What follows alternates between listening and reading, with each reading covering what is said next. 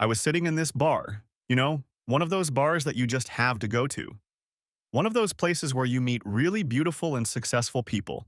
Yeah, there were people like that. Although they were a minority, they dominated the place in a casual manner, flitting around, hugging other cool people, being casual with themselves. They seemed to know everyone, be friends with everyone, love everyone. Well, not everyone, of course, but at least all the other cool people. And then there were the others, the nobodies, moderately attractive, or at least not repulsive. They gathered in small, immobile groups and didn't flutter around like the familiar, truly beautiful people did. And then there was the sad remnant, the unfortunate ones who tried to hold on to their seats so they wouldn't blend in with the rest. They tried desperately not to draw attention to themselves because they felt like everyone could see at once that they didn't belong here, that everyone could see their true insecurities. Their fears were groundless. No one noticed them anyway. They were just an obstacle that other, more confident people could overcome. They made the place seem less empty. Yes, I was one of those people. No, not beautiful, not even one of the invisible mediocre group. I was one of the people who really didn't belong here.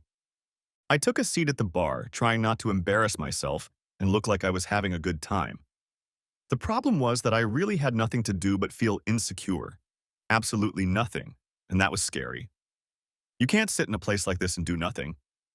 It would have been embarrassing if anyone had noticed that I wasn't doing anything, but thankfully that didn't happen. A few friends said they wanted to meet me here, and like a lamb I showed up, not knowing that this was one of those bars, and worse, my friends hadn't shown up yet. So I clung desperately to the drink in my left hand and watched the crowd, trying to look like a sophisticated observer, like a knowledgeable person keeping in the background, not like the shy guy I really was, afraid of being exposed. I really wanted to have the looks, the confidence, or the charm to be one of them, the ones everyone wants to be like. Take this guy, for example. 6 foot 2 inches, blonde, tan, muscular like the Hulk, with teeth white enough to blind you for a while. And he was damn sure everyone in the audience could see every single one of them at all times, including the molars. While I really liked the comic book characters he resembled, I already hated him, mostly because I couldn't find the slightest flaw in him. After all, you can usually always console yourself by finding flaws. Yeah, sure, she's beautiful, but you can already see she's a selfish bitch. Sure, he's muscular, but look at his teeth. Yes, he's handsome, but he looks dumb as a sheet of bread and his hair is already thinning. The real problem was that people like this guy were truly flawless.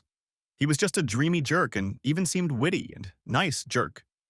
Why couldn't the genetic lottery be a little more fair, a little more evenly distribute the assets?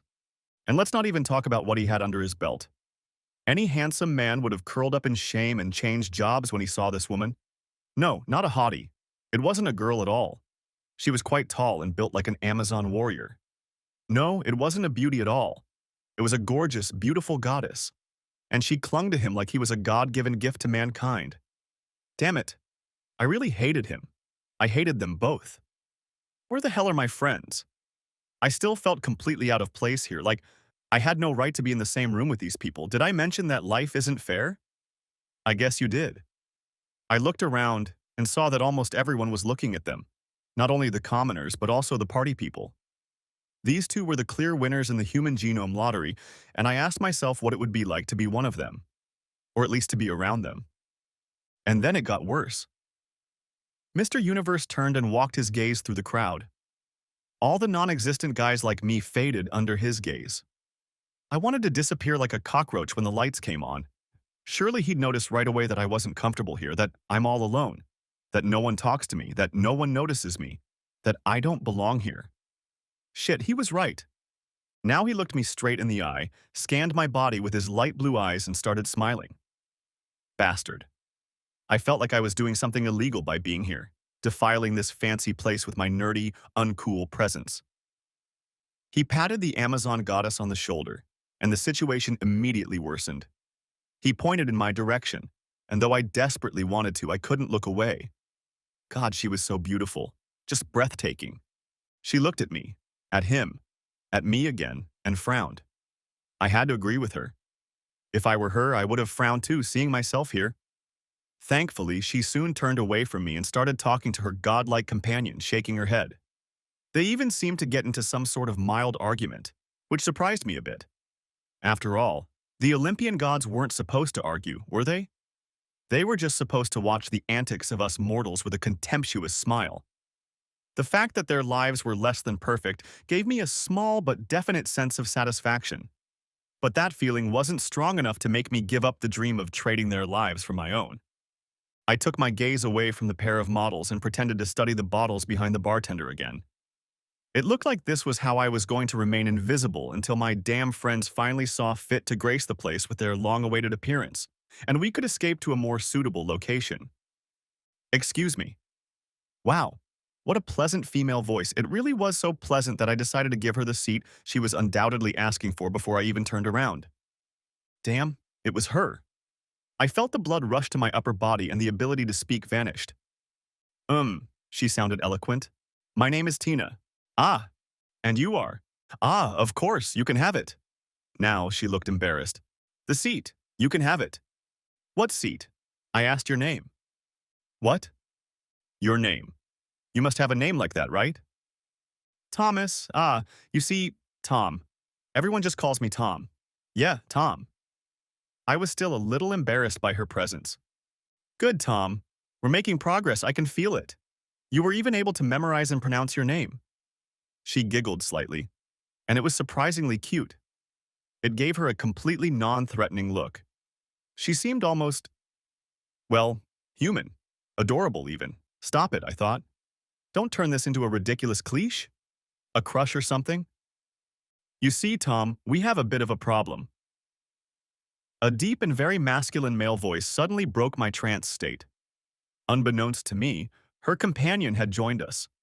Hell, everything around me was going on unnoticed while she was talking to me. I'm Ralph, Tina's husband. You see, I'm very fond of her, and she just turned 25. Why is he telling me all this, I puzzled. And of course, you know how hard it is to find the right gift for your woman.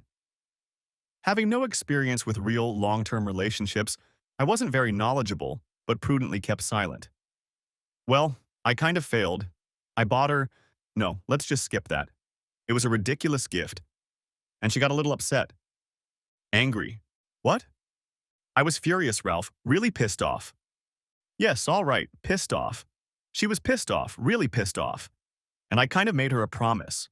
She'll get whatever gift she wants if I can arrange it. You know, financially, legally, and so on, you know? Okay. That was my only contribution to the discussion, and I desperately hoped I'd manage to hide my growing confusion. Why was this stranger telling me about her failure to choose a suitable birthday present? Why was she looking at me almost expectantly? Hell, is this even the reality I'm in right now? Obviously not. None of this made even remotely sense. I expected that at any moment someone would yell, "Cut," and make me look like the victim of a prank. And that's where you come into play, he said. What? Could this evening have gotten any weirder? Where were my buddies when I needed them? Now I was desperately searching for some kind of exit strategy. Finally, I found the flaw I was looking for. These people were clearly crazy. I chose my gift. To have fun with another man for once. I wasn't drinking when she said that, luckily. Otherwise, I would have spilled alcohol all over the house. I was still coughing when she calmly continued. Ralph, of course, had to agree. It was a desire clearly not beyond the limits he had set. Certain limits, I thought? This woman was no brainless whore, but to speak in such a tone about the openness of marriage to extramarital pleasures was certainly odd. Yes, I had to agree, but I didn't necessarily enjoy it. I made it a condition that I could pick the guy and that I could watch the whole thing if I wanted to. Really? My one-word answers probably led to the fact that they already thought I was a complete idiot. Sure, what did you expect? I certainly wouldn't let a man who could compete with me do that to her. Huh? You know, it's certainly not easy for me, but I know I screwed up, and that's part of my penance. But I'm not going to let it jeopardize my marriage. That's why I need a completely unattractive man. Unattractive, ordinary, not a charmer, not a keeper. Basically, no competition. What a strange story, but I finally realized why they told it to me, and frankly, hearing the undeniable truth like that was pretty depressing. You know, Tom, I agreed to Ralph's terms. I was even surprised he agreed at all. Well, I was in a good mood at the time. I'd had a few drinks and was really regretting her gift. Like I said, it's my punishment. And you deserved it for that shitty gift, honey. Anyway, I agreed to let him pick a guy and attend. But I also made a condition. The guy at least doesn't have to be stunningly ugly.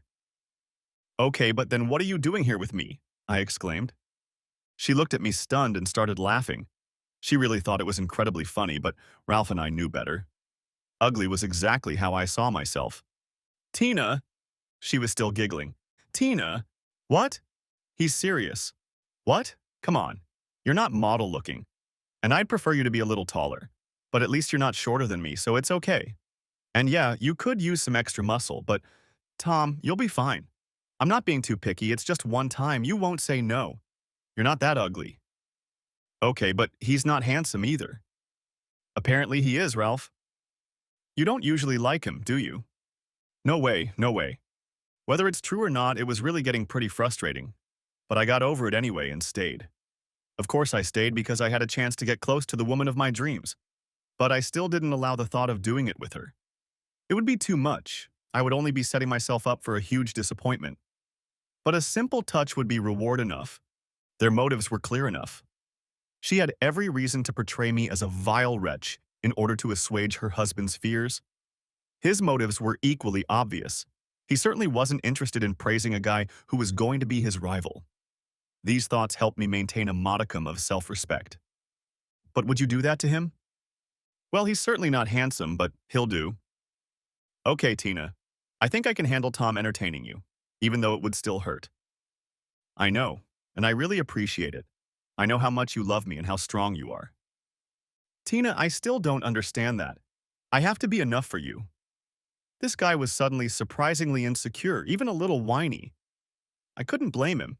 If I were him, I'd kill myself on the spot. But I was still a little puzzled. Ah, guys. Not now, my dear Ralph. We'll talk about it later. You have nothing to fear. I am yours and will remain yours. Guys, yes, Tom? Tina asked. What does all this mean? It means you're going to entertain her, dude. You're not going to make love to her. You're not going to romance her. No candlelight dinners, no hugs, no kisses, just simple, quick, old-fashioned, you know. No. What do you mean? They were both clearly stunned by my answer, and frankly, so was I. I'm not interested. You're crazy, I inwardly chided myself. But it wasn't true. It wouldn't work. Are you crazy? Or maybe you're gay. No, Ralph, I'm not gay. Have you looked at her lately? She's so beautiful. Yeah, I've noticed, but it's still not going to work out. At least not the way you described. Without romance, I'm sorry, how could that possibly work? So you need these things. Candles, kisses, hugs? Dude, that's disgusting. I offer you the opportunity of a lifetime, and you come up with such non-male stuff? Sorry, I forgot. You're kind of a wuss. Yeah? I guess you like that sort of thing. I didn't really know what I liked. Okay, at 24 I certainly wasn't a Casanova. He's right, Ralph. I don't love him, and I never will. But in the way you described it, it's not going to work out. Fine, do what you want, but I'll get him first. You'll get the sloppy second. Ralph, honey? It's a deal. It's better for you too. He'll be able to observe and learn. She only rolled her eyes. Okay, let's get this farce over with, shall we? This little caricature of a human is no threat to me.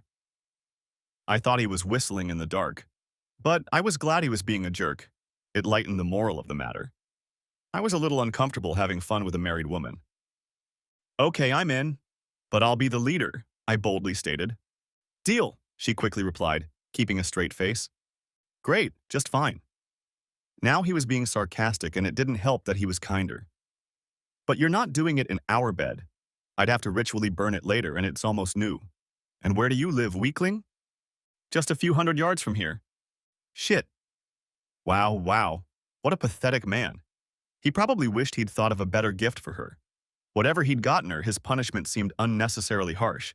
But then again, I didn't know them well enough to judge. We walked to my apartment, which was very close by in tense silence. I walked in front, and he continued to possessively squeeze her. For such a virile stallion, he was a bit cocky. She reciprocated, probably to reassure him. We spent about 5 hours in the elevator after that. At least that's how it seemed. Tension hung in the air, with Tina and Ralph standing in different corners. No one said a word. Everyone stared at the floor or the ceiling, as the unwritten law in elevators stated. Direct eye contact with Ralph was to be avoided at all costs. Instead, I cast a brief glance into Tina's gorgeous eyes, and she smiled tensely. She didn't seem to be expecting it at all, which didn't help calm my nerves. The situation was just bizarre. After an eternity, the elevator door opened, and Ralph and I tried to get out at the same time. He took this opportunity to roughly push me out of the way. I stumbled slightly, trying desperately to maintain my dignity and not fall to the floor. I almost failed, but I embarrassed myself by doing a strange dance with my arms and legs. Tina looked at me almost anguished, and Ralph smirked. If everything had gone right by the end of the evening, I would have entertained the woman of my dreams, but at the cost of what little self-respect I still had left. We walked to my large living room, which had a spectacular view of the city. The wall in question was one huge window, and the whole room looked like it had been taken from some catalog of modern furniture. Sure, I wasn't obscenely rich, but I had a very good income, a fancy apartment, and the ability to work from home. Except for the lack of female companionship, my life was pretty normal. Oh, wow. They were both quite impressed, though I couldn't understand why. Sure, it was a beautiful place, but it belonged to an unremarkable guy. They were lucky, beautiful people. They were standing by a large panoramic window, looking out at the city lights, holding hands, and sharing what seemed like a romantic moment. I almost felt like an intruder in my own home. Anyone want anything to drink? It was time to bring them out of their reverie. Yes, Tom, that would be wonderful. Maybe you have some white wine? Sure. Beer. As I brought them drinks, I tried to calm my nerves a little. I still felt like she was too beautiful to be around someone like me. I had a brief vision that the universe would just collapse if I touched her, because some law of physics was bound to be broken. And to be honest, I was a little intimidated by her very presence. Pretty nice apartment. You don't seem to fit in here. Thanks. I tried my best to ignore his rude remark, which seemed like the best way to not give him any pleasure. Okay, let's start with me giving you a free lesson. She seemed unhappy with his behavior, but tolerated it, probably because she was well aware of how difficult the situation was for him. Okay, please follow me to the guest bedroom. No, boy. Not the guest bedroom. What? We'll take your bed. He wanted to hurt me in any way he could, but I didn't care. I was going to entertain his wife, the woman of my dreams, with his permission. I just had to remember that, and that was okay. Okay, follow me. My bedroom was much more impressive than the guest bedroom, so this choice suited me just fine. It had the same panoramic window overlooking the adjacent park. Since it was the top floor of the tallest building in the area, it still provided some privacy. And the room also had a huge transparent window under the ceiling. On a cloudless night like this, you could see the stars and moon from the bed. Tina was absolutely delighted. She just stared at the ceiling with her mouth open. It's so... Do you like it, Tina? Tom, I can't believe it. What's up there? Honey, we can start right now. I'll show him now. It's so beautiful, Tom. There seemed to be tears in her eyes. I loved that window, and I always thought women would love it too. But I've never had any real women. Shyness, you know. Tina, hi. Are you here with me? We can start right now. Oh yeah, I'm sorry, Ralph. After a few minutes of class, this is... Okay, wuss, now it's your turn. He just rolled off the bed and went to the bathroom, ignoring her. I see your problem, I said quietly while he was gone. I love him, you know? Yes, I can see that. Tears stood in her beautiful eyes. I don't want to hurt him. I know, but you need to know. Yes, I need to know, she said in an almost desperate tone. It has nothing to do with that shitty gift. I'm not such a bitch about that kind of thing. I just need to know. I might not be the best choice. I don't have a lot of experience. You're my only choice. I'm surprised he even said yes. And you definitely have more experience than me. He's been the only one so far. Childhood friends? Yes. I sighed. A relationship like theirs was something special, and I was well aware that it could be ruined by what was about to happen, making me regret my part in it. But there was nothing I could or would do about it. She should have known. Tina, you should take a look at that bathroom. It's bigger than our apartment. Holy shit. He waited a few seconds for her to leave. Okay, dude, I'm leaving. I'm not going to watch this. No real man should have to look at something like that. She's all mine. And you can spend the rest of your life dreaming about this night, wishing you could do it again. But it's not going to happen. She's not going to like your skinny body anyway. You know, shit. He looked a little frustrated, just turned around and walked out of the apartment. Where's Ralph? He suddenly decided to leave. She looked a little sad. Yeah, it's probably for the best. I'd hate to hurt him like that, but I need to know, I really do. I understand. Okay, let's go to the bedroom. Yeah, we did it. You know, you're not ugly. I wasn't sure if I should talk about my looks. It might ruin my mood. Not ugly. Not at all. You're not as perfect as Ralph. He's probably the most handsome man I've ever seen. But you're far from ugly. On the contrary, if you do something about your looks, you can become quite attractive. I just let him laugh at you without objecting to appease him. Sorry about that. It's very hard on him. Yeah, I can imagine. I'm sorry, I just had to say that. I really like looking at you. You have beautiful eyes. What? What was she talking about? This was getting a little absurd. My eyes were just, well, eyes. Now please continue. This is better than I dared to dream. It's so… Oh, Tom. To my embarrassment, she started to cry. Wow, that wasn't quite what I was expecting. As we relaxed a little, her mood suddenly became a little somber. I thought I knew what was wrong. Tina, you shouldn't feel bad. I know. This isn't what you expected. No, it's not. That's the problem. It was better. Much better. You really love Ralph, don't you? Yes, more than anything. And entertainment that's so good with someone else seems even worse with him? Yes. I guessed that. Guessed? Well, the only reason for your strange request, hurting someone you clearly love, and potentially jeopardizing your marriage must have been something very important. She only nodded. You clearly love him, which isn't surprising since he's just a dreamer. So what reason would make you want to have fun with someone like me? Having fun with him is apparently so bad that you probably even doubt yourself. Yeah, she sobbed and collapsed to her knees. I tried to comfort her. Tina, the problem is definitely not you. You're a very good, very responsive lover, but that doesn't solve anything, does it? The man you love isn't the same man anyway. You know that now, even though you doubted it until today. She only nodded pathetically. The problem is that he's a little selfish, but that can be cured. You can teach him the finer points. The more serious problem is his outdated views on male behavior. I've already talked about that. Let me guess. He doesn't see a problem in your marriage. He's not crazy and he doesn't need this weak counseling? Yeah, more or less. So what's your plan? I don't have one. I'm afraid he'll never change. Right now I could walk away from him at any time if I got too upset. But I love him too much to do that.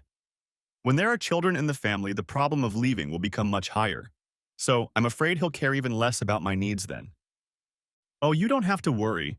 I don't think he could do worse. She laughed briefly and bitterly. Yes, you're probably right. So what can I do? Nothing. Dream of this wonderful night with you. Accept the fact that the man I love is a lousy lover. Hey, this is confidential, okay? Yeah, sure, don't worry about it. I'm not an asshole. I know. You know, Ralph's not that bad either. It's just that he was hurt and insecure today. Yeah, I guessed that. So this is the end for us then? Yes, Tom, thank you so much for that. It's been like a dream for me. Me too, thank you. I'll never forget this night. With tears in her eyes, she ran to the bathroom, cleaned herself up, got dressed in record time, and ran out of my apartment before I could find the appropriate parting words. I was surprised to realize that my face was wet too. I lay awake for a long time after that, trying to realize what had just happened. She was extraordinarily beautiful, and she was certainly gorgeous in bed. But what surprised me was that she was so open, so sweet, so attractive. I was almost glad I wouldn't see her again. I would definitely have fallen in love with her if I hadn't had the opportunity to get her, to make her mine. She really was taller than me. She was perfect, just like Ralph, except for one annoying flaw. My plan was to try to treat the whole thing as a strange but very sweet one-time episode that I would remember fondly for the rest of my life, but there was nothing in it that would really change my life or my view of the world. Of course, it didn't quite work out that way. The next morning, I headed to the barber shop to get a decent haircut. I cultivated my nerdy, scruffy look, but realized it was as ridiculous as Ralph's strange views on appropriate male behavior. Neglecting my appearance wasn't a pleasant quirk, it was just immature. By evening, I had a new haircut and put on new clothes. It was time for a change. Meeting Tina was a wake-up call for me. My self-esteem didn't suffer after that, and I was almost able to hook up with the girls I'd dated twice in the city. Of course, before things got too serious, I managed to screw things up by hesitating too long or not finding the right words. Some of my insecurity may have gone away, but I was still painfully shy. 2 weeks after my big adventure, I sat by the fireplace and stared at the flames, which were the only light in my house at the time. My mood was somber. My attempts to push Tina out of my mind were mostly unsuccessful. All would have been fine if she was just beautiful. The real problem was that she turned out to be a sensitive, caring, and loving person. Damn. I kept thinking about our marvelous lovemaking, replaying it over and over in my mind and torturing myself with it. My wonderful mood was broken by the doorbell ringing. No, not now. I couldn't see anyone right now, much less my friend Tim, who had gotten me into this situation in the first place by not showing up to the bar on time. The damn doorbell rang again. Shit. I realized I had to do something about this. I finally got my ass up off the floor and moved towards the door when it rang again. What was wrong with Tim? He was usually too stoned to be in such a hurry. I opened the door and was about to scold him when something tall, beautiful, and definitely female flew into my arms, nearly knocking me over. All in all, the situation could have been worse. "No talking," she said, breaking her own rule. "Let's just go to your bedroom." I just nodded. She was right, nothing needed to be said. Half an hour later, we were lying in bed in friendly silence. I felt completely at ease with her. I was no longer intimidated by her looks. We were friends. But something kept bugging me, and finally I had to break that relaxed mood. "Tina, I don't like that he's a cuckold. It's wrong, and not really my style. Yes, I feel terrible about cheating on him too. I love my husband very much, you know." "I know. He's been my best friend since I was a little girl. He protected me from bullies at school." "Good. I'll never leave him." "Good." Suddenly she started crying. "I have to leave." She practically ran out of my apartment again. This was becoming a habit of hers. I felt like an asshole for ruining her mood so badly. I wasn't too surprised when I found her at my door again a week later. I was fine with that, since I wasn't thinking about anything else at that point. Most of the time, I just stared mindlessly out the window or at the wall, daydreaming about her. After enthusiastic greetings, we made fantastic love again and talked again about being uncomfortable. She praised Ralph again, and I again noted that I was not usually the type to entertain married women. This conversation was suspiciously beginning to resemble more of a ritual than the real truth. Her visits became more and more frequent until we were doing it almost every day. I was still concerned about the moral aspects of it, but I had no way to confront her. She was totally confused and cried a lot. We both knew it was wrong, but it turned into a full-blown long-term affair. Another thing that happened was that we just loved spending time together, outside of the bedroom. We developed a casual, relaxed relationship. When she was able to spend time with me, like when Ralph was away for some reason, we would cook, watch movies, just cuddle or talk. For obvious reasons, we were never seen together in public, but inside my apartment, we were almost like a happy couple. Right now, we were making lasagna together. At that moment, the damn doorbell rang. "Open the damn door, slut!" The voice was slightly muffled by the door, but we both knew immediately who it was. I looked questioningly into her eyes, and she nodded sadly. Then, reluctantly, I opened the door. Tina was nowhere to be seen. She had hidden in the bedroom. "Ralph?" "Tom." He looked very concerned. "Is Tina here?" "Ralph, what do you want here?" "Tina," he shouted, ignoring my question.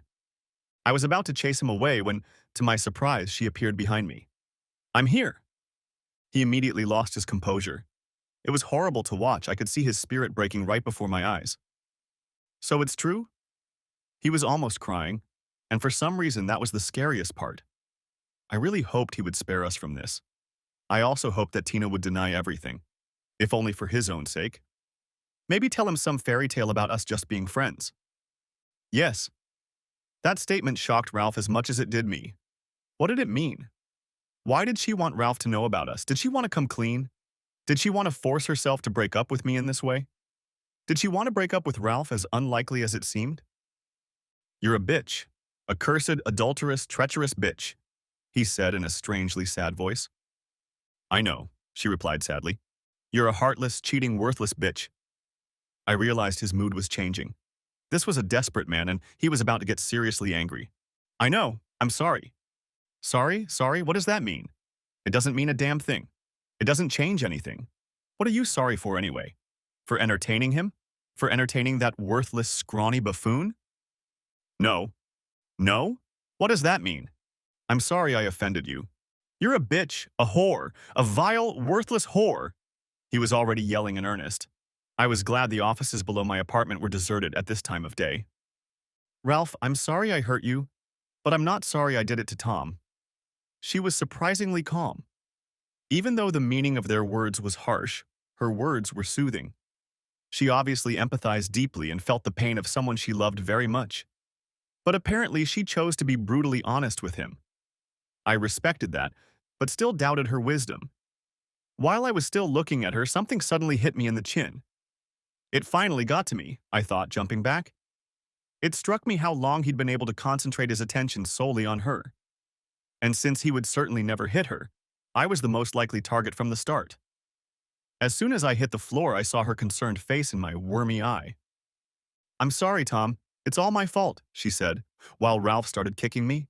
She then proceeded to physically restrain him so he wouldn't hurt me more.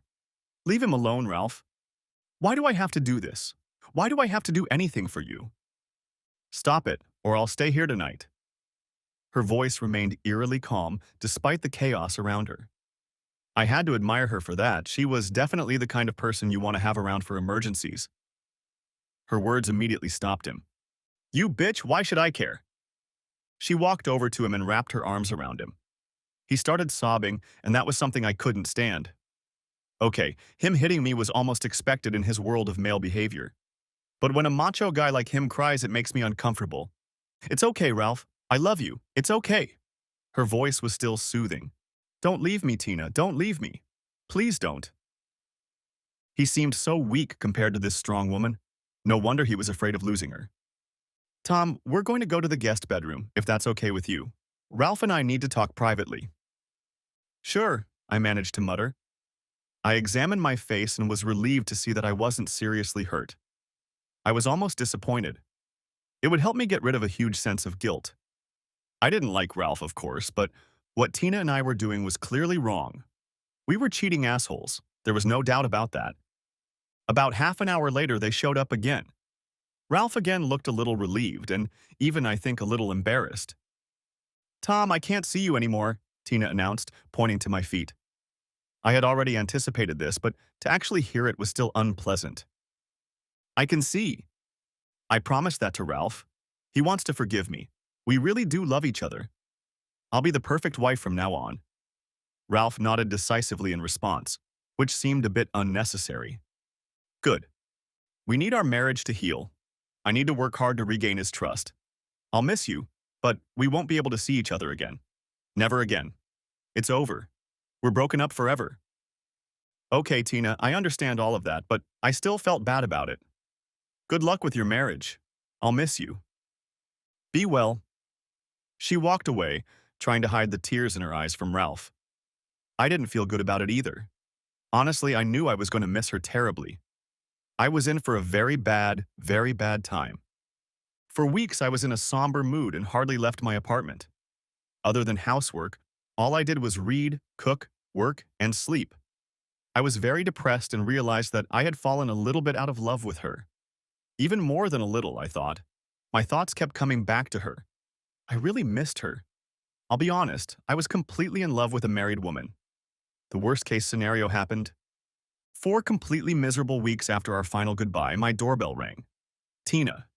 I was in shock. Tina! I was overjoyed. I wanted to jump up and do a victory dance just from seeing her again. She fell silent, putting her finger to my lips. As requested, I remained completely silent, even though it was difficult. I felt like I could burst with joy, like a big missing part of me was finally there again. To say the hour that followed was amazing is a massive understatement.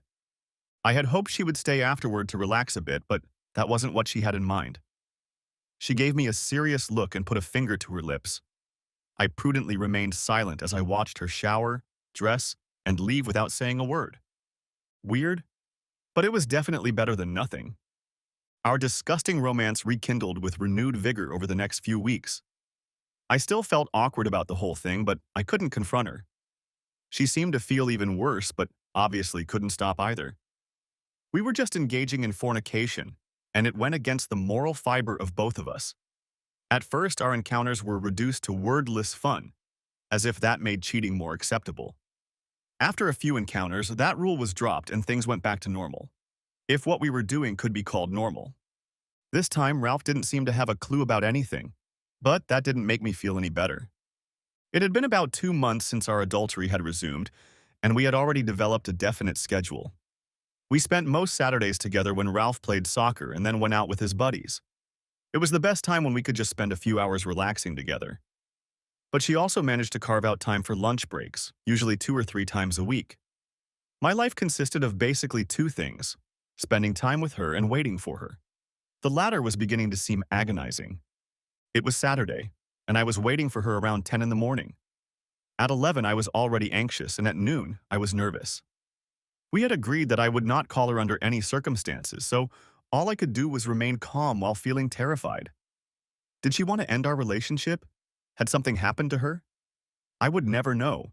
No one would ever contact me about it. Around 1 o'clock in the morning, the doorbell finally rang. I would have preferred her to have my key, but she said she couldn't risk Ralph finding it. I rushed to the door and saw her standing there looking sad and sorrowful, with tears streaming down her beautiful face. "Tina, come here, what's wrong?" I hugged her and had to wait for the sobs to subside. "We really hurt him." "Oh shit, he knows." "Yeah, so we have to break up with him again." "No." "No?" I felt happy. Was this some sort of commitment to me? Had she really decided to break up with Ralph? He was furious. He wanted to leave me where I was. I was very sad, but I accepted the fact that it was a decision we might have to discuss. He hadn't expected that, and the answer made him freeze. He instantly lost his temper and started begging and pleading not to leave him. It was horrible. This handsome, once proud man had been turned into a pathetic bunch by an evil bitch, namely me. And her partner in crime, namely me. We looked into each other's eyes. Neither of us felt proud of what had happened. "Yes, namely you." She smiled weakly. It was, well, let's just say I felt pretty damn guilty. The man I loved was destroyed by my selfish act, and then it got worse. He offered to share me with you if I didn't leave him altogether. Oh shit. I knew it was bad, but internally I couldn't help but feel elated. Maybe it meant she'd have more time for me. Still, the nagging feeling of guilt wouldn't leave me. "Yeah, shit. I asked him if he really wanted an open marriage. Does he want to have fun too? And if he's okay with me doing it with other guys?" "With other guys?" A cold chill ran down my spine. Jealousy? Am I a jealous cheater? How hypocritical is that? "Relax, I won't. I just wanted to see what he wanted." He seems to want to keep as much of our relationship as possible, hoping it's just a passing phase. I continue to live with him in our apartment, and that seems to be the sticking point. He said he might be willing to share me with you if he could own most of my time. What? Yeah, I know. That's what he thinks. Let's not talk about it, please. I feel bad about that lie anyway, even though it's more of a lie through omission. Anyway, the main thing is that he doesn't want to be a cuckold. That was his biggest fear. I didn't know the word too well, and he explained it to me. It describes a husband whose wife is having fun with at least one man. He said that this problem would be solved if we divorced. I really don't understand. He wants to save our relationship by divorcing me? Obviously, it's some kind of male status issues again. Saving his pride may be the main point. Cuckold or not, that seems to be more important than staying married to me. I have no idea what he's thinking. I think he's just confused and stunned. I've heard about that. About what? About cuckolds. Everyone seems to have their own definition, and for a lot of guys, being a cuckold is the ultimate humiliation. For Ralph, it seems that being married is a prerequisite for that awful title, so he probably wants to get rid of it this way without getting rid of you. In a twisted sort of way, it makes sense. I can't say I don't feel sorry for him. Yeah, that's exactly the right thing to do. What, really? We can start dating openly? Yes, no. Not openly, of course. No one needs to know about our affair or the divorce. Again, status and image in society seem to be important to him. Under these conditions, he agrees that we spend a limited amount of time together. He hopes that in this way our affair will lose its illicit spice and soon dry up. How do you feel about this? It's just awful. My marriage has just broken up. I destroyed my marriage to the man of my dreams. I understand. I didn't like the way that sounded. But on the bright side, I bought more time with the other man of my dreams. Really? That sounded much better to me. Of course you did, silly. And we spent the rest of that Saturday together in our usual casual manner until she returned to Ralph's late that night. I was, as always, unhappy to see her go, but for some reason it was even harder for me this time. Before, I was a lover, and she was going back to her husband, back to her home. With the new arrangement, I felt that I was entitled to some part of her, that I was almost as much a legal spouse as Ralph. But as pleasant as the thought was, accepting the fact that she was going back to his place for the night became even harder. Why can't she spend the night with me? Jealousy began to creep into my soul. The realization that I was a jealous cheater was hypocrisy in its purest form, and it didn't help one bit. We continued to live like this for several weeks. I have to hand it to Ralph, he brought it to a divorce. He loved her deeply, but he didn't want to be a cuckold husband. Since he couldn't leave her or force her to change her behavior, he was consistent enough to see it through, even though Tina assured me it hurt him terribly. It hurt her too, because she still loved him and didn't want him to go through all of this. He was devastated, but still tried to hold on to her. It was just as hard for her to watch it as it was for him. I was afraid of losing her again during this emotional chaos, but to my great joy, she continued to date me. She would spend time at my place on Saturdays and then go to his place in the evening to spend the night at the club. She still didn't want to appear in public with me so as not to embarrass or humiliate him. This annoyed me a little, but I soon calmed down when she offered to spend 2 nights a week at my house. Those nights were like a dream to me, but to Ralph they must have been horrible. Sometimes there was awkwardness right after she came over. I realized that Ralph must have been out of his mind when he saw her leave, and the guilt ate him alive. But good lovemaking, as it turned out, always helps in a situation like this. You know, Tina, those overnight bags just suck, I said Tuesday morning as she was packing her things before leaving for work. Yeah, I know. Packing these things is a total agony, and I'm always forgetting things. Look, there's plenty of room in my closets. What? See? I led her over to my walk-in closet and showed her how pathetic my few belongings looked. I still can't get over how huge it is. Yes, it's a lot of space, even for a beautiful woman's closet. Tom, do you want me to carry stuff into your apartment all the time? Yes. She smiled radiantly. Deal. Really? Wow, that easy? Sure. Wow. Yeah, that's it. The first step to getting her to move in with me. But cute? What? She called me cute. By this point, my blood was filled with endorphins. I don't even have that many clothes? What? My vocabulary was still a little limited due to the natural drugs in my blood. I hardly have any clothes at all. Of course, what woman even has any? Smartass. Seriously, if I split everything I have between your house and my Ralph's house, I won't have enough for anything. I'll need clothes to at least work at both places. She called her former home Ralph's house? This was getting better and better. Well, we'll have to do some serious shopping then. No problem. Tom, I know you're pretty well off. At least I assume you don't have any immediate financial problems, but I'm not so lucky. I just can't afford that many new clothes. I was still on cloud 7. What? That's the least of our problems, okay? She was starting to look a little annoyed.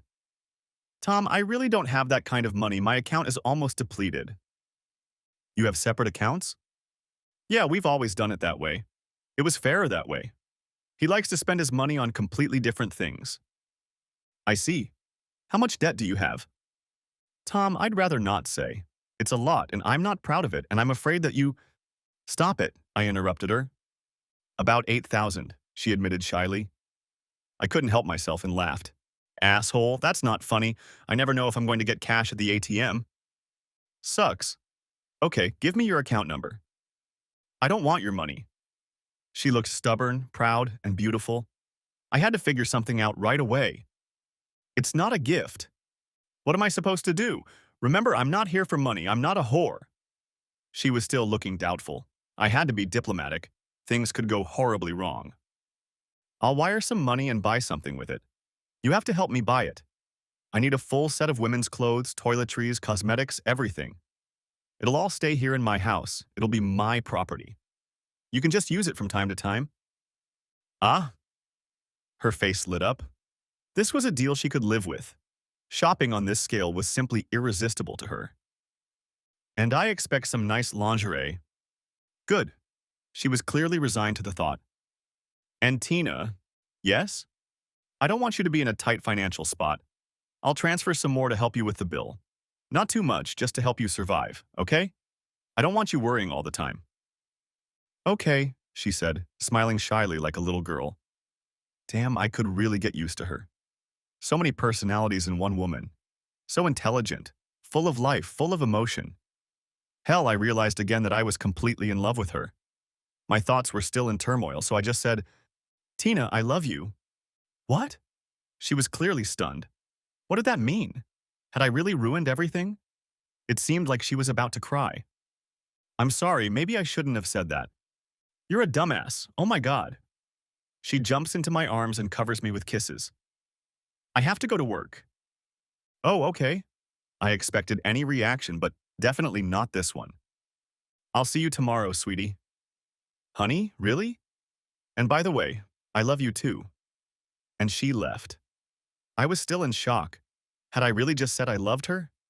I had known I loved her for a long time, but I had always avoided admitting it for fear of chasing her away with such a confession. And not only did she accept my confession, but she replied that she loved me too? Wow. For the rest of the day, I hardly touched the ground. The next day after lunch, a radiant Tina came up to me. Let's go. Oh, hi, Tina. What a nice surprise. What exactly are you up to? I kept my face straight, feigning ignorance. Asshole. She playfully slapped me. Oh, come on. I have some serious shopping to do today. Come on, you lazy bum. I tentatively followed her to the exit of the building. For some reason, I felt insecure, like in those dreams when you're walking down the street and suddenly you notice you're not wearing pants and everyone around you is staring at you. The problem was that I wasn't just dreaming it.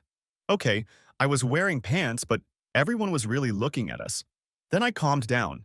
This is what it's like to walk around with an amazing woman like her. I just wasn't used to it. But aside from the stares of the people around us, something else felt wrong.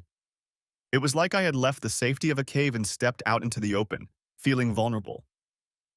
Never before had I felt this way when I stepped out of my building. And then it hit me. I was out in public with Tina. I was doing something that had been under strict prohibition for months. I was breaking taboos. She, of course, was completely unfazed and in a great mood. A few hours later, I returned with a fully stocked car and a euphoric Tina. Just seeing her like this made me incredibly happy. La la la la la la la la la la la la la la la la la la la. Someone's going to get lucky today, she hummed.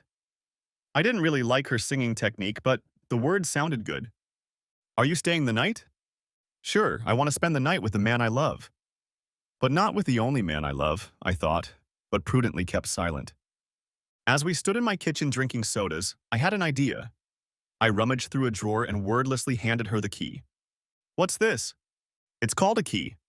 Smartass, she laughed. And what does it mean? You live here now. Suddenly I hesitated. How would she react to this? Would I push her away with my insolence? Well, at least sometimes, I backed off. Sure, as much as you like. Anyway, you must have a key. I had to stop before I started stuttering altogether. Okay. She just nonchalantly accepted it. It didn't make any difference to her. To me, however, it was another small sign that she was slowly becoming mine. At this point, I had a feeling she was 40% mine and 60% Ralph's. At least that's roughly how she divided her time between us. Gradually, we were able to fill her closet space, and she even began to give my apartment a bit of femininity. We managed to avoid the Ralph problem. That all changed a few months after she got the keys. She walked into my or our apartment visibly upset. What an asshole, she exclaimed. What's wrong, honey? Ralph. He's dating some bitch. Oh. What else could I say? Their divorce was final, and unlike her, he'd honored their wedding vows. He was completely innocent, as in the whole sordid affair. I think he did it to make me jealous. And did it work? Of course it didn't work. He could have. Oh shit, I don't know. I still love him, you know? I know, I replied sadly. I'm sorry this is so hard for everyone. But he doesn't deserve this. We do. I know. But sometimes he really drives me crazy. What if he loves her? What if she's the only one for him? That would be perfect, I thought, but managed to restrain myself. She spends nights at his house? I deliberately used the term at his house. Yeah, I think she does that when I'm here. I wouldn't mind if you spent more time at our place. Is that what this is? Our place? Yes, it's as much your home as it is mine. That's so sweet, but you know, I still love Ralph. I can't just leave him like this. Haven't you thought about safety? What? Why? I'm on the pill. Of course, but you don't know the woman. She can be a little promiscuous. That could be a health problem. Oh, I can see that. Damn. So he could endanger all three of us. Well, I can hardly ask him to do that. He's probably only doing it to annoy me and make me jealous. I really don't want him to think it's working. Damn, it was really hard to hear that they were even doing that. Even imagining it was enough to make me nauseous. But I had to remember where we were at. I was a lover and had no right to be jealous. I had to be patient and gradually make her mine. I knew from the beginning that it would be difficult, but I was willing to do whatever it took to realize my dream. She was spending more time at my place than his, and that was already a success. But Tom, I still have a hard time seeing him disappear into his room with that woman. In his room? Yeah, we've had separate rooms since we were finally divorced. Wow, this just keeps getting better and better, I thought as we walked to the bedroom for some fun. The bed was like a magnet attracting us, and today was no exception. Tina, I love you. I know. I love you too. That's why this is so hard. I love Ralph too. Yes, I know. Tina, I'm quite happy with what we have, I lied. But I'm a little annoyed that you still don't want to see me in public, at least in the evenings. You still only go on dates with him. Tom, I don't do that with him anymore. But I enjoy his companionship, and I think I owe him at least that much. Good, I see. I realized that my jealousy had reached new heights. It seemed that Ralph was now having an affair, that she was going on dates with some other man. But I can do that with you too. It's not that I'm uncomfortable seeing you. You're not ugly. And what's more, you're a pretty attractive man. I know, but I'm not as attractive as he is. Don't make me lie to you. Ralph is probably the most handsome man I've ever seen. I know. Now I felt very low, even though it was the undeniable truth. Don't feel bad about it. I love you. Yeah, I know. But is it really that necessary to continue a relationship with him? Yes, if he's in the mood, I certainly won't deny him anything. I'm indebted to him, aren't I? Yes, I suppose you're right, but it's still a nuisance. It almost never happens anyway. I just put up with it like I've always done. The long-term goal was important. But when she left our apartment to spend the night with her other man, it nearly tore me apart. I imagined all too well how Ralph must have felt when he found out about us. It hurt, very painful. I spent the night terrified that she would choose him again. Terrified that he would finally improve his skills, in which case I didn't doubt my chances with her. I imagined what they were doing at this moment. Whether they're lying in bed together. Whether she was whispering affectionate words in his ear. To make a long story short, I spent a sleepless night full of fear and jealousy, just like I always did when she was with him. It really wore me out. By then I felt like a horny husband, and it was no fun at all. After a few weeks, I couldn't take it anymore. She gradually reduced the number of nights spent at Ralph's to 1 or 2 a week. This reduced my pain a little, but it was still hard. I avoided imagining how Ralph felt, slowly losing her. But I had to remember my goal, and sparing his feelings wouldn't help me. I felt confident enough to take a small risk. Tina, what do you think about making our relationship exclusive? We already have that option, don't we? Or are you dating someone else? No, I'm not dating. You, on the other hand, are dating. What? Oh, I see. Well, I rarely do it with him anyway. But if he wants me to, I'm there for him. I'm still indebted to him and I still love him. You knew what you were going for from the start. I see. So it's okay for me to have a girlfriend on the side too? What? No. She looked angry but quickly calmed down after realizing the situation. No, I mean, I don't know. You see, we have to remember that we are officially cheaters. I was married to Ralph and somehow I'm still his woman. I hurt him, even though he didn't do anything wrong. I think I still love him. Yes, I know, but it still hurts. Yeah, just like we hurt him. Tina, it doesn't hurt you at all. You have two men to choose from. That's not true. It killed me to hurt Ralph, and I feel like I'm cheating on both of you. I feel like an unfaithful whore all the time. Then be done with Ralph. You live here anyway. I can't. He still hopes we can get back together. And I still love him to some degree. Shit. Yeah. Not much had changed in a few weeks. Sure, she spent more and more time with me in public and even introduced me to a few of her friends, which meant a lot to me. But nothing fundamentally changed. She still saw Ralph at least once a week. I felt like she was cheating on me, and it was killing me. It was time to do something drastic. Call me an asshole, but I decided to use every resource at my disposal to win her over. Maybe it wasn't fair, but there was too much at stake. I knew she'd have 2 weeks of vacation soon. I guessed that neither she nor Ralph had the money for anything fancy, but she had already started planning a few short trips with both of us. Tina? The mood was relaxed, and we were sitting on my couch cuddled together, watching some nonsense on TV. Yeah? She replied absent-mindedly. You have 2 weeks of vacation coming up. Yeah, starting next week. Well, I've booked a little trip for us. Oh, you've already booked something? Shouldn't you have asked? The Maldives, I interrupted her. Yeah, not fair. What? She looked incredulous. 2 weeks? A water bungalow. Nice resort. All inclusive. Wow. She tested the stability of my ribcage with the next hug. This is... I can't believe... Tom, you're crazy. I've always wanted to... Have you? To the Maldives? I know. You've mentioned it before? I was feeling a little smug. It was definitely working. The next night turned out to be, well, interesting. In fact, exhausting. Did I feel like I was buying it? Yeah, maybe a little. But did that stop me? Absolutely not. This was very important to the rest of my life, and I wasn't going to play unfair. I wanted to win the woman I loved, and I was determined to do whatever was necessary. Tom, I'm so looking forward to this. About what? I was planning to go to Hamburg with Ralph to visit his sister. I see. Maybe I should cancel. Don't you dare. We'll just visit her later. It's just going to be a little hard to sell this to Ralph. These 2 weeks are going to be pure terror for him. Yeah, I know. I managed to look sympathetic. But somehow she had managed to get the news to poor Ralph. I was glad I didn't have to be present for it. The next night after her conversation with Ralph, she unexpectedly stayed the night at our apartment instead of his, as originally planned. I didn't dare ask about the details, and even better, she didn't call him back until after we'd left for the Maldives. He may not have been happy, but I certainly wasn't. The vacation was fabulous. I was the envy of all the men present. Of course, we enjoyed amazing food and spent a lot of time diving, snorkeling, and the usual insider stuff. We cozied up in a cushioned chair on the deck above the sea, the warm breeze playing with her hair.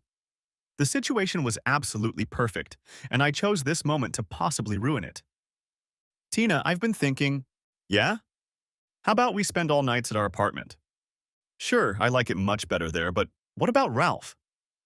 I really want us to be a couple in the normal sense of the word, exclusively.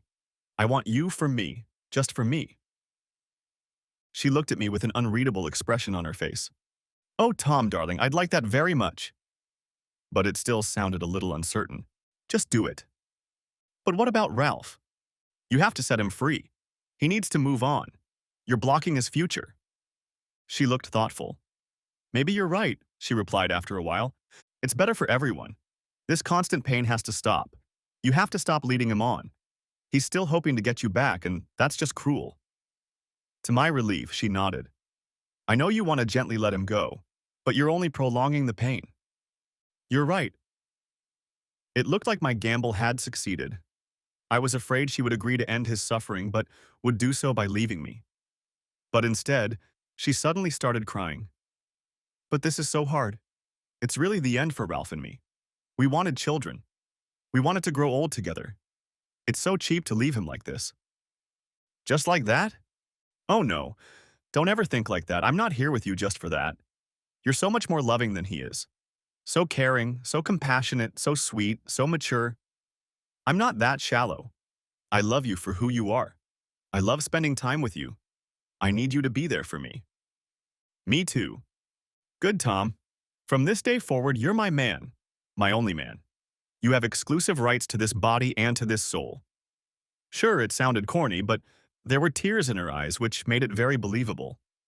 I was touched too, and in a broken voice I was able to just say yes without embarrassment. Fortunately, I wasn't present for the final confrontation with Ralph. I really didn't envy the poor bastard. Slowly losing a woman like Tina for such a long time must have been sheer torture. She told me later that it was truly awful. He cried, begged, got on his knees, promised never to see another woman again, claimed he had nothing with her. The saddest part was that the last one was even believable. She returned, still deeply disturbed. No, nothing happened that night. I just hugged her and helped her through her crying fits. So I won? Yes. But was it that easy? No. The problem that she still loved the other man and that we both started out as cheaters remained. Morally, our relationship was shaky. But most importantly, suspicions remained. Was she seeing Ralph behind my back? Did she miss him? Could it be that he had managed to turn her against him again when he became a schemer rather than a horny husband? So I kept an eye on her from time to time and discovered, to my horror, that she was indeed still seeing Ralph. But I didn't have access to his apartment, and I couldn't keep a constant eye on her. If she found out I was even doing it, all hell would break loose and I might lose her again. So my options were limited, and all I saw were a few not-so-good lunch breaks followed by not even a kiss. And yet the fear and jealousy remained. What if she cheated on me with this guy? The thought was unbearable. That fear intensified when, by coincidence, I met people who knew her and were convinced that she and Ralph were still a couple. I realized that the situation had completely changed. We were now living together as a couple, and Ralph was a threat to our relationship. I constantly lived in fear that his abilities in bed might improve if he had enough time and motivation. If he became as good as I was, I feared she wouldn't need him anymore. He was prettier than me, bigger. She admittedly still loved him. Perhaps these thoughts were irrational, but they were still killing me. The karma credit plan was in full effect. The situation wasn't great, but what could I do about it? Confront her? And risk her going back into Ralph's arms? No. Better not rock the boat. She didn't know I suspected her of cheating on me, and so far, life had suited me. At least it was acceptable. The problem was that Ralph had already tried a similar denial strategy when they were still a couple, and it hadn't worked for him. It was driving me crazy. After a few weeks of growing insecurity, I almost couldn't take it anymore. Tom, honey, what do you think about having a baby? Wow, that was unexpected. Ah, Tina, I don't know. What, is it because we're not married? Tom, I'm willing to change that anytime you want. No, it's not because of that. It's because you're still dating Ralph and I'll never know who his father is. That was it. The cat was out of the bag. I rocked the boat and waited anxiously to see what would happen next. She only threw me a shocked look and ran out of the room. Damn it! Had I really lost her? She came back a few minutes later with tearful eyes. I'm so sorry, Tom. Of course I'll stop seeing him. At least without you. Without me? I don't like guys. What, you suspect me of still doing him? Well, yeah, sort of. You can't be so stupid. I promised you to be yours alone, and I intend to keep that promise. Yes, I've seen him a few times at lunch. I think I am indebted to him. But I am loyal to you. Somehow I believed her. I'm sorry, Tina, but you have to admit that given our history, yes, I'm a cheater. I have to live with that stigma, but the truth is I never lied to Ralph. Sure, I didn't tell him about meeting you, but I never told him a direct lie. And I'm telling you now that I'm being faithful to you. Now I felt like a fool. But at the same time, I felt like the weight of the world had been lifted off my shoulders. We were both still paying the price for cheating on Ralph. So you can stop seeing him? Sure. Do you think I should? If you can, why haven't you done it until now? I should have assumed you were still in love with him. Tom, honey, Ralph and I have been together forever. We and everyone else thought we were made for each other. Our future together was never in doubt. We were always friends, we accepted each other's kisses, We were destined to grow old together. I always thought I loved him. Turns out, to some extent, I did. But it wasn't until I met you that I learned what real, true love is. And it's not just what you think. With Ralph, I have a kind of camaraderie, a friendship, an affection. I like him, and you could say I love him like a brother. But with you, I feel a deep, real love. So of course I can stop seeing him if I need to. You win. I kept seeing him more out of obligation than out of love. I think he loves me as deeply as I love you, and I did my best to gently let him go. I see. Wow, I'm relieved. Don't you think you're making things even harder for him that way? He's probably still hoping to get you back. It must be torture for him. Yeah, you're probably right.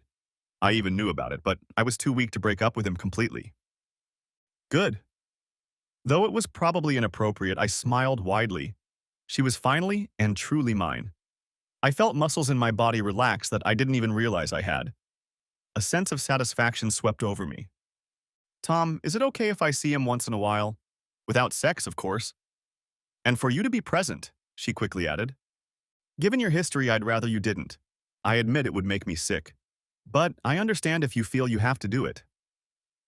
Thank you so much for letting me do this and forgiving me for secretly dating him. Well, what else could I do? In our group of serial cheaters, I could hardly blame her for such a small thing, could I? In the weeks that followed, we pampered each other to the fullest. We bought each other little gifts, brought coffee in bed, basically anything we needed. My motivation was to make sure she never looked at Ralph again. Her motivation? I didn't know. Guilt, maybe? To air my grievances? To make sure I didn't arouse suspicion? Whatever it was amusing for a while, but also a little too much. After a while, we both slowed down a bit and our relationship turned into a stable, long-term one. We were sitting at the breakfast table on a beautiful Saturday morning. Yes, Tina, I said out of the blue. What? I agree. Honey, what are you talking about? You proposed to me, remember? Her face lit up like the sun. Did I? You're marrying a cheater like me? Tina, there's no need to bring it up again and again. We both don't have the best history in that regard. God, how you won't regret it. I just grinned like an idiot. I'll stay true to you. You can rest assured. I know. But I didn't know. Maybe that was exactly what she'd promised Ralph. I'll make sure you don't regret it, Tom. 6 years and 2 children later, I still haven't regretted it. She still spoils me as much as I spoil her. But I'm no fool either. Without discussing it, we made the tracking feature on our smartphones available to each other. I still discreetly check her email and phone from time to time. So far, she has proven to be faithful. Our marriage started with infidelity, and that flaw will never go away. Officially, Ralph has accepted the situation. To my dismay, he visits us often with his new wife and their young son. We try our best to be cordial with each other, but when he's around, there's a certain tension in the room. I also see secret longing glances in her direction, and they bother me greatly. Keeping in mind our shared track record, I do my best to keep her happy. The fact that she wasn't happy with her life led to her leaving Ralph, which is a situation I wouldn't want to be in. So it's not easy for me, but as long as I have her, I can deal with it. Despite the nagging and possibly unfounded doubts, I'm finally starting to believe it. I have wrestled the woman of my dreams away from a much more attractive man, but I did it at the cost of my moral standards. Was it worth it? Hell yes. Thanks for watching, hope you enjoyed it. Subscribe to my channel and watch for the next video.